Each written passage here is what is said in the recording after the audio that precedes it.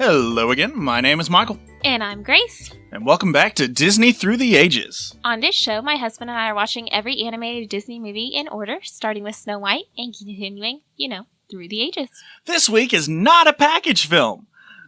So after watching each movie, we're going to come here and give a review and talk about whether these old classics hold up to modern standards, as well as seeing how Disney movies have evolved over the years. This week, we're watching movie number 12, Cinderella. It's not a package film! So, expectations are high. 11 out of 10. Best movie I've ever seen. No, I really am excited for this one.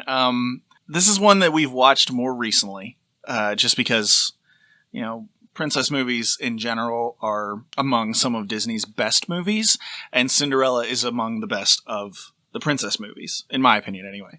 And of course we've watched the live action Cinderella with Helena Bonham Carter. She's a treasure. And that was, within the past few years anyway. And so I remember this one fairly well. I know it's going to be good. I've seen it way more than I've seen most other Disney movies anyway. Yeah, I am looking forward to watching it with fresh eyes. I will say I think Cinderella may be my most watched Disney movie. Really? I mean, I watched it a million times as a kid. I literally learned to use a VHS. Anyone remember what those are? So that I could watch this movie over and over and over again. Our children want to be part of the podcast, so if you hear them barking in the background, I'm sorry. I'm not that good at editing. So I've just seen it so many times. So, growing up, I had all my stuff was Cinderella. It was Cinderella comforter and Cinderella toys and everything Cinderella. Yeah, and I know you've told me before that you learned how to use a VHS player so that you could watch movies while you fell asleep too, and I'm sure Cinderella was probably one of those. So. Exactly. Yeah, so it sounds like we both have pretty similar high expectations for this movie, so I guess let's dive right into it.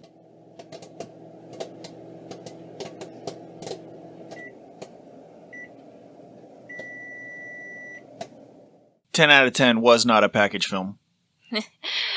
Agreed. So good. There's an actual plot and music and crazy to think that kind of movie could ever exist. Exactly. I think it just kind of shows how they went through so many tough things, but then we hit the jackpot. This is the pinnacle of Disney right here. Yeah, so let's see if we can remember how to do this since it's been so long since we reviewed a normal movie. But we try to have a kind of a set path for our conversations to follow with these reviews, which is kind of starting with the plot and originality, and then moving into the music, and then moving into the quality of the acting and animation and things like that. So starting up with the plot, it's Cinderella. If you don't know Cinderella, you're not listening to this podcast because you're not a Disney fan. But on the off chance that someone doesn't know what Cinderella is living with her stepmother and her two stepsisters, and they're terrible to her, and her dad had passed away, and so she's basically a slave to her stepmother and step-siblings, and they go to a ball, but then she wasn't going to be able to go, so the fairy godmother transforms a pumpkin into a carriage and mice into the horses and gives her a nice dress. She goes, her and the prince fall in love. She loses a slipper. That slipper's how they find her happily ever after. Well, that's kind of the gist of the plot, right? Pretty much, yeah. So, originality, I think watching this movie, I noticed a lot of things that this was the first time that happened in a movie. Mm. And it's so cliche now. But for the time, it was brand new. For example, starting with Once Upon a Time. This was the first Disney movie that said Once Upon a Time at the beginning. It was also the first Disney movie that said Happily Ever After at the end.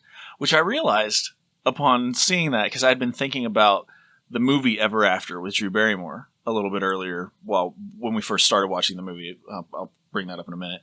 But I wonder if that's why it's called Ever After, is because this was the first movie to use the phrase Happily Ever After. Yeah, very possibly. That's why, I don't know, it just feels like the pinnacle of Disney. This is it. This is what we've been aiming for, and we hit the mark Mm-hmm. Yeah, when you think Disney cliches and fairy tales and happily ever after, you're thinking of this movie, and it's because this set the stage for all of that. The reason these things became cliches is because Cinderella did it so well that everyone and their brother emulated it for decades to come.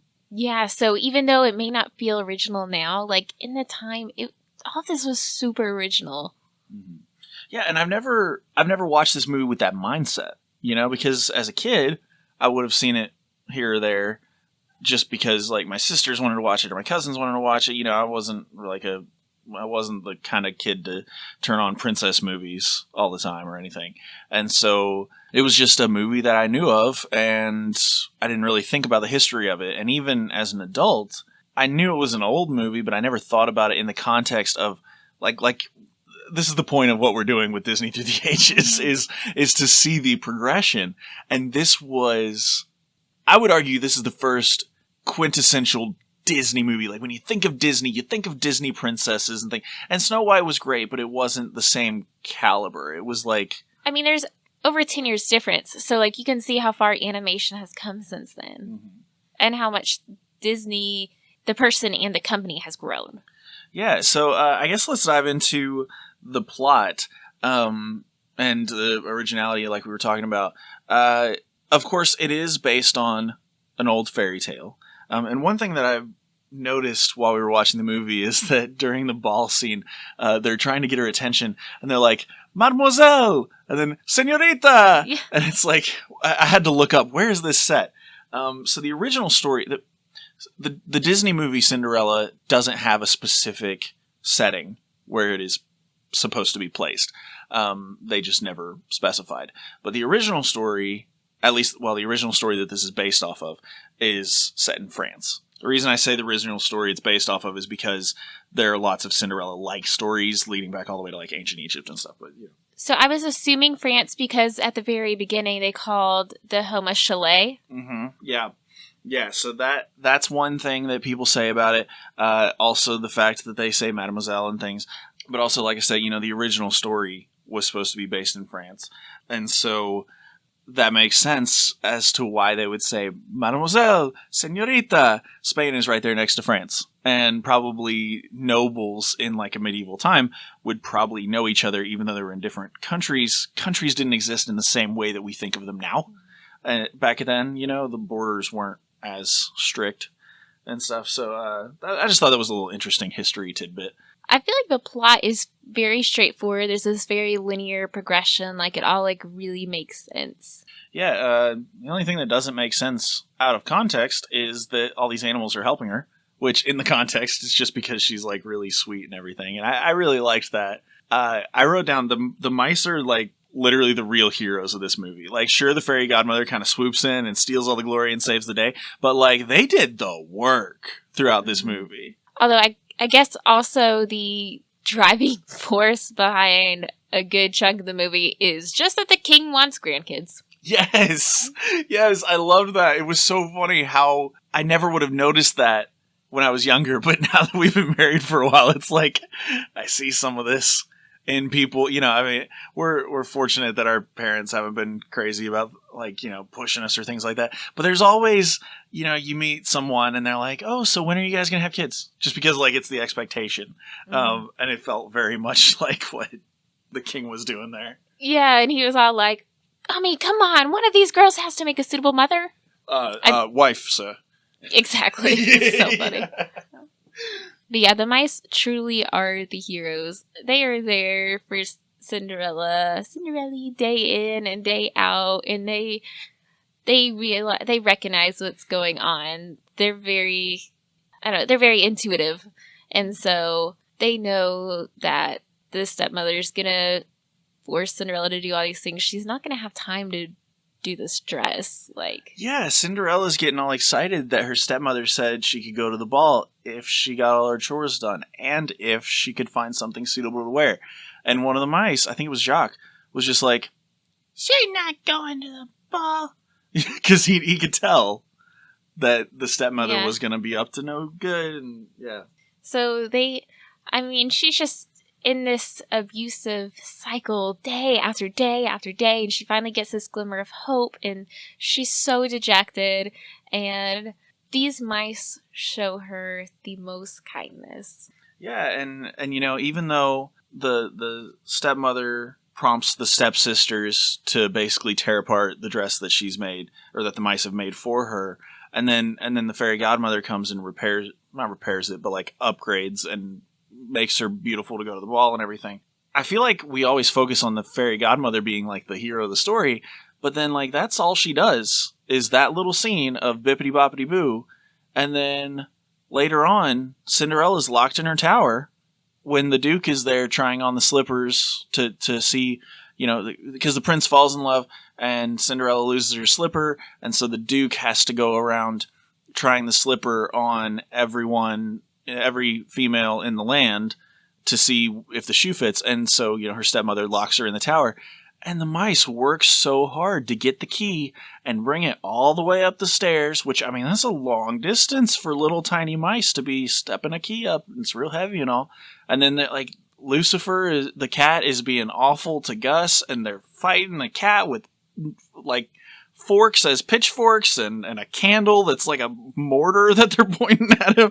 And it's just like they are really going all out to help Cinderella in every way they possibly can. And you can totally understand why, because at the beginning you see how kind she is to them. She throws down the extra feed for the mice to get and things like that. She gives them clothes. Yeah, she gets Gus out of the trap so that he won't be able to, so that Lucifer won't eat him, and she fights Lucifer off before he's trying to eat him, because, you know, cat's trying to eat mice. And but even with that, Lucifer, with the name like Lucifer, she even sees good in him. And she tells the dog, the dog, Bruno, is dreaming about chasing Lucifer.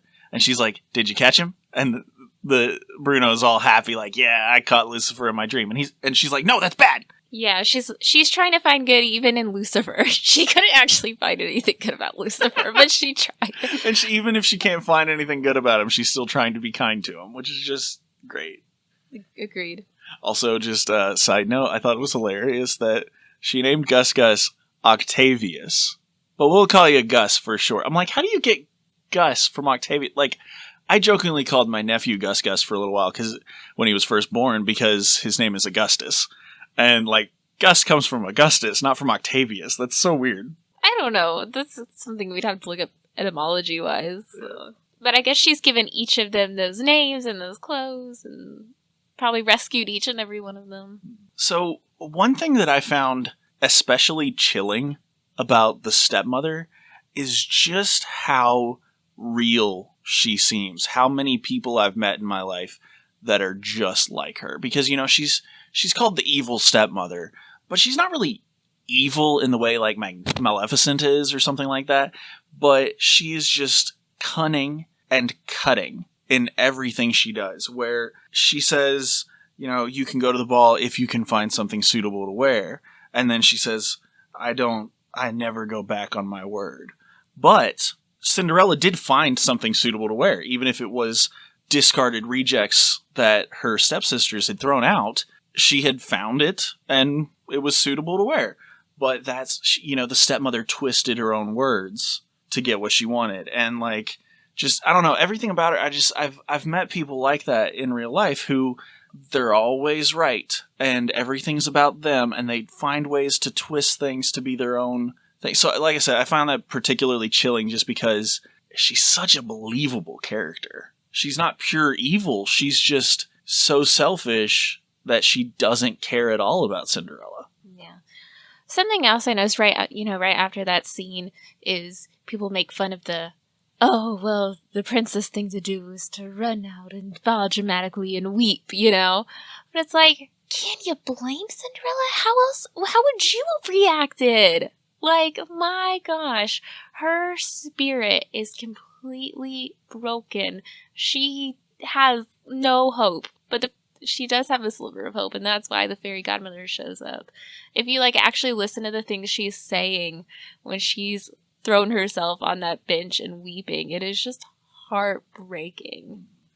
And that's another instance where I feel like having watched Ever After quite a bit growing up, influenced my viewing of Cinderella just now, because Ever After was one of my sister's favorite movies, so I watched it a lot.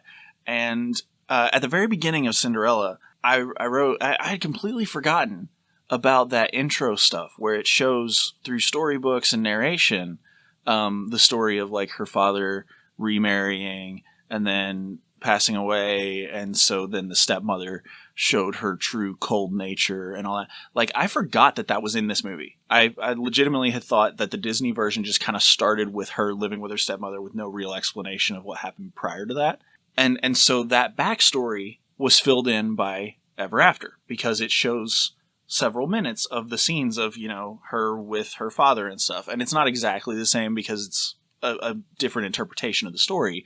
But I feel like this particular bit with the dress, too, was informed by my watching of Ever After, because in that movie, the dress that she has is from her mother, and it's one of the last keepsakes that she has from her mother who passed away when she was very young. And so watching the Disney Cinderella, seeing her say, you know, it's my mother's dress, and that, like, I don't know, it made it more impactful to me knowing more of the backstory. Yeah, it's hard for me to not think of the live action while watching it, because it just does such a good job with the backstory and giving a depth to even the stepmother. That so good. And I know this isn't about live action Cinderella, but the branch. Do you remember that?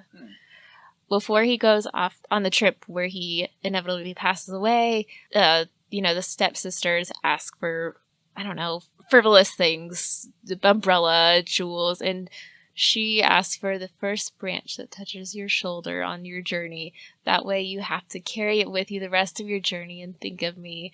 And so when the person comes back and tells them about his passing, what happened, he gives her the branch, and it just breaks my heart. Yeah, I remember that now that you mention it. Oh, yeah. And can I just say, while we're on the topic of the live action, I wrote in my notes while we're watching this, the fairy godmother's pretty great, but she's no Helena Bonham Carter.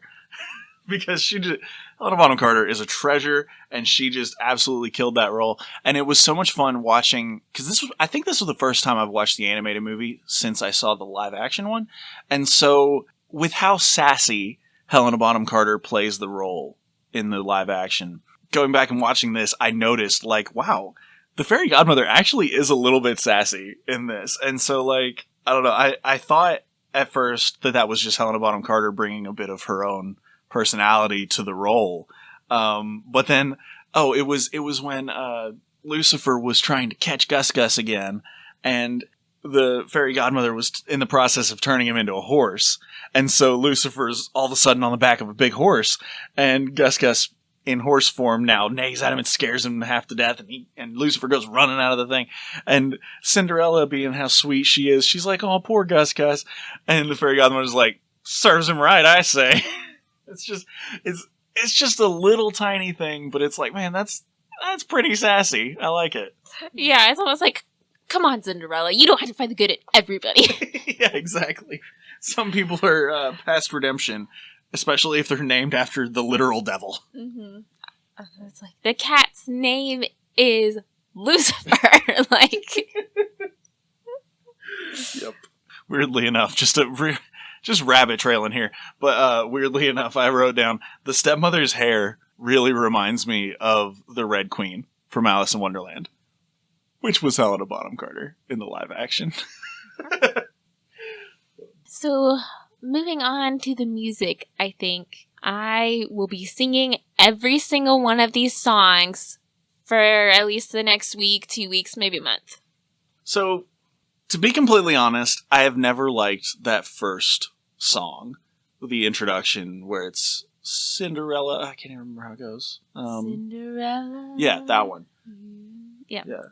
I've never liked that first song, the Cinderella, because I don't know, it just feels very. I mean, this is gonna sound stupid, but it feels very cliche storybook movie opening, which I now realize as I'm saying that this is the movie that started that. And so it wasn't cliche at the time, but I don't know. I don't really care for that kind of intro music. But I did like the rest of the music. I thought it was a lot better than even Snow White because, like I said, when we reviewed that, I hate that insane amount of vibrato that people used to use in their voices. And it seems like by Cinderella's era, they had kind of gotten past that a little bit. Yeah, the singing is very normal, and I don't know. All the songs, like, I forgot how good they are. Like, they're so good. I mean, A Dream is the Wish Your Heart Makes, and then, like, I forgot how much I adore the song where they're making the dress for Cinderella. Yeah, so I noticed when that song was happening, I was very impressed with how clearly you could hear what they were saying. Because for a lot of that first part of the movie, I had been really straining to try to tell what the mice were saying. And I realized they're speaking with heavy accents because they're mice, for one thing, but also, like, they're not saying anything too terribly important. So, like, if you miss it here or there, you'll find out by context what they were talking about. But I was still trying to listen close. But then in the song, it felt like they were much easier to understand. And I think that was probably intentional, where we still want them to sound like mice singing. And to me, they sounded like the chipmunks. But in a good way, where it was easy to hear what they were talking about. Side note, Exhibit B, or 2 of This Is Obviously in France, is the one the mouse, his name is Jacques. Yeah. So just side note. But anyways, yeah, I just really love that song. And I also really like the transition of you hearing the stepsisters singing Sweet Nightingale, and it's just like, my ear's about to split. And then you hear Cinderella singing it. Mm-hmm. Yeah, and that's another one of those songs that I never really cared for, but I like it more after this watching of the movie, just because remembering the context of it. I mean, literally, it's just the word Sweet Nightingale over and over and over again, which is kind of dumb and lazy songwriting, if you ask me. But it works as just for the stepsisters, a practice song, and for Cinderella, a working song. It just shows how much spirit she still has, you know? She's still singing while she works. Yeah, and I gotta say, it takes talent to sing as badly as those stepsisters did. They were pretty bad. But yeah, I agree. The mouse song was great. Really, all the songs except for the first one were really good. Like I said, I don't particularly care for that style of music, but it's not that it was bad. It's not for me. But the rest of them were all very good. And I had forgotten that this is where A Dream is a Wish a Heart Makes come from, because I think there's several similar kinds of songs in Disney movies, like When You Wish Upon a Star and A Dream is a Wish a Heart Makes.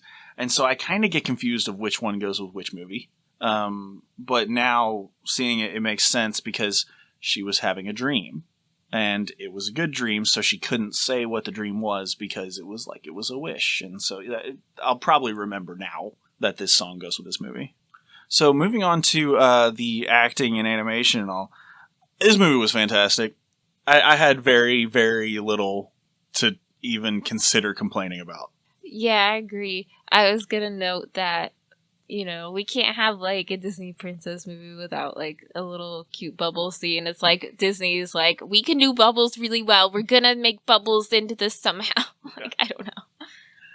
Yeah, honestly, the only possible gripe I could have had with the quality of the movie is just, for the first few minutes, it feels like the animation of Cinderella's mouth is a little bit off. Like, it's not dubbed quite right. But I think that was more due to the limitations of the animation at the time, because they were working with a lot lower frames per second and a lot lower resolution than we have in modern times.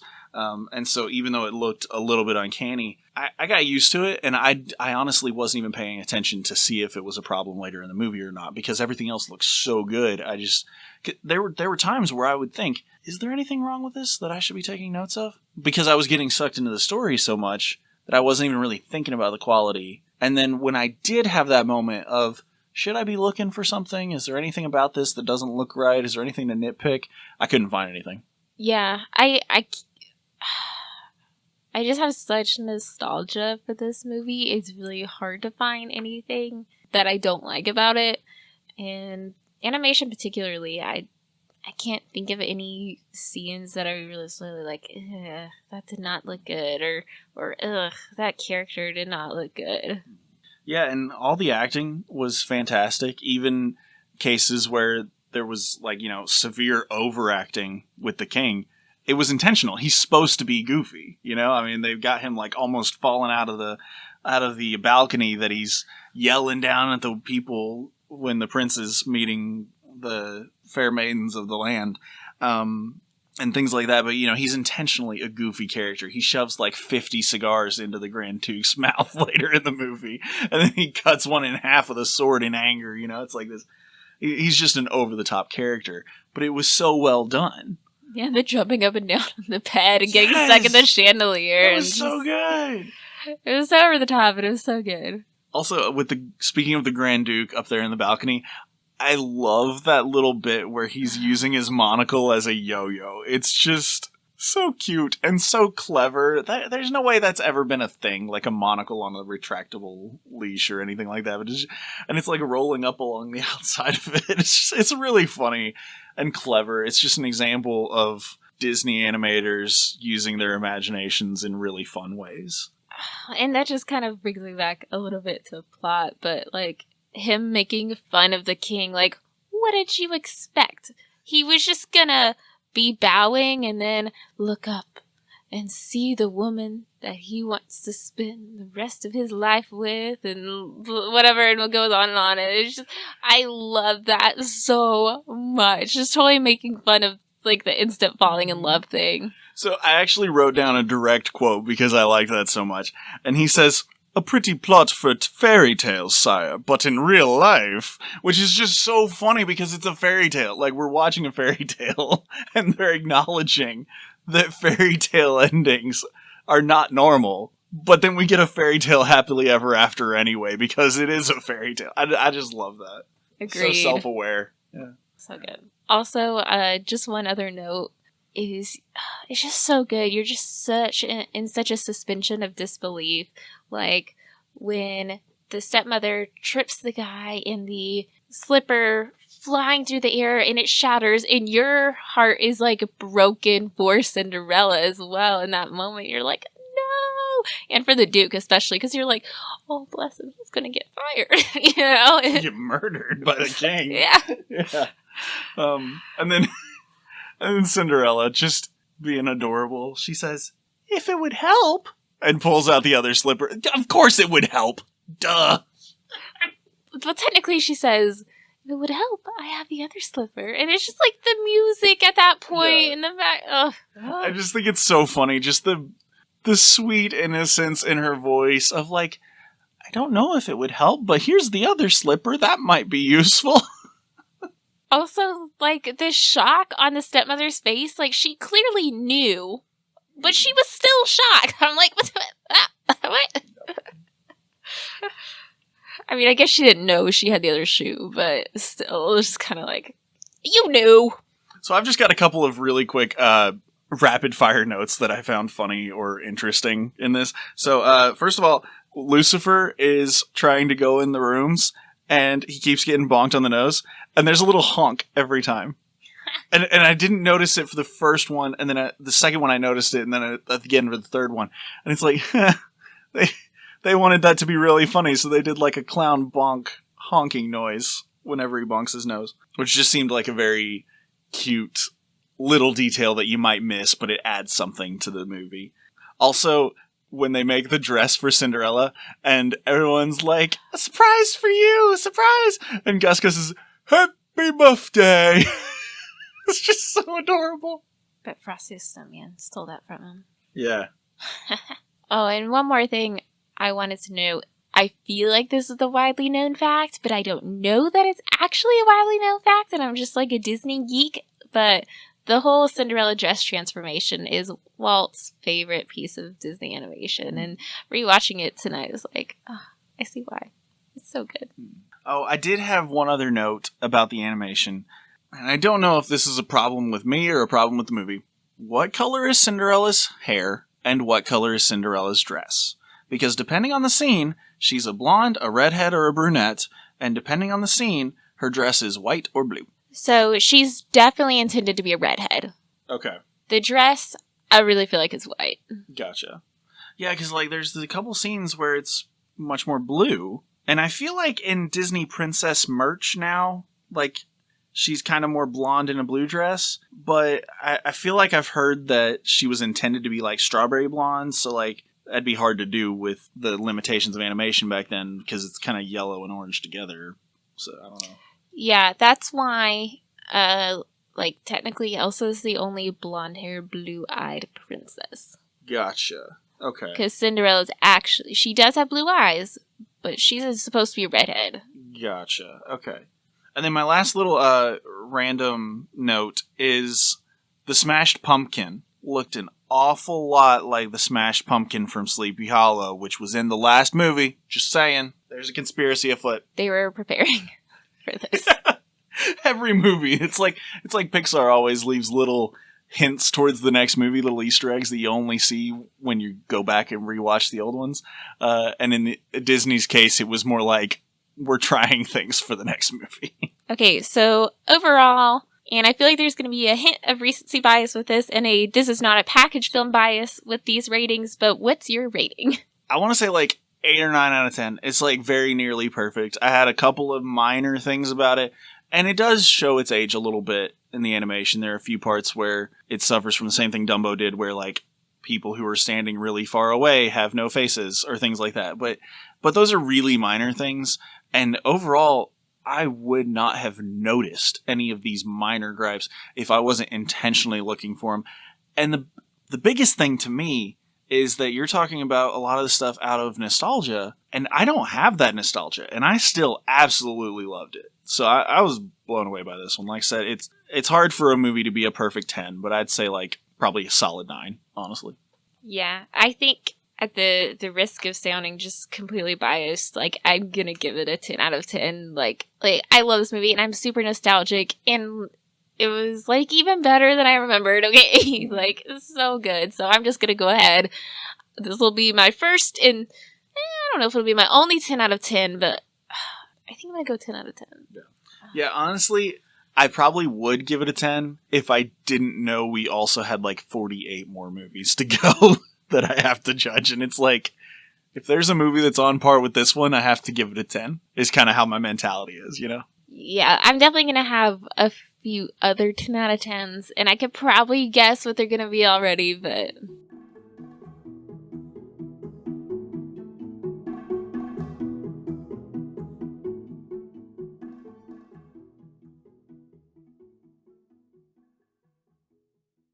This week, nobody sent in any emails or commented on our Instagram or anything at all.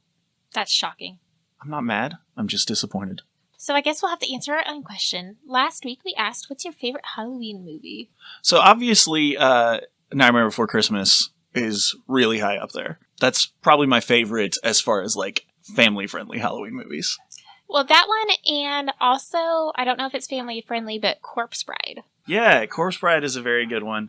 And I would consider it family-friendly. I mean, it's kind of dark, but it's, you know, it's supposed to be a family-friendly movie. And then also Coraline, while we're on the topic of claymation movies. Coraline is a fantastic movie based on a fantastic book by Neil Gaiman, who is a fantastic author. A lot of fantastic going on in that last sentence there. And then as far as like not family-friendly movies, I really enjoy Saw and Sleepy Hollow and some of the classics like that. I don't really enjoy like the gory or like jump scare kind of movies. I just enjoy more of like psychological thrillers and things like that. Agreed. I like the psychological. I can't do gore. Okay, like I just can't. Yeah, so this week we wanted to have a better question than last week so that people will actually write in. Please write in because this is boring if we don't have stuff to read. But our question for you this week is, what is your favorite version of Cinderella? Of course, there's the animated version, there's the Disney live action, there's Ever After, there's Whitney Houston's Cinderella from like 1997. There's like a billion Cinderellas. Yeah, don't forget A Cinderella Story with Hilary Duff. Yeah.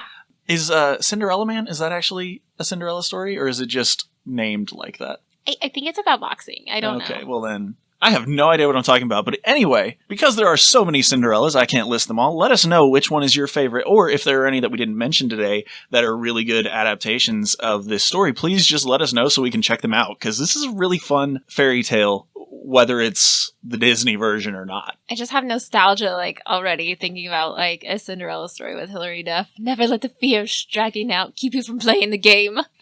Okay, but moving on. Is that what Metamorphosis was about? Was her metamorphizing from Cinderella into a princess? Maybe. But you can share your nostalgic Cinderella stories with us on Twitter or Instagram at Disney Ages, or you can email your answer to disneyagespodcast@gmail.com. Songs in the show are produced by Kevin MacLeod and are used under the Creative Commons license. As always, the information for all of that is in the show notes, and you can also check there to find our social media and email address in case you forgot it. That's all we have for you this week, so come back next week to find out how a raven is like a writing desk in Alice in Wonderland. Until next time. See ya!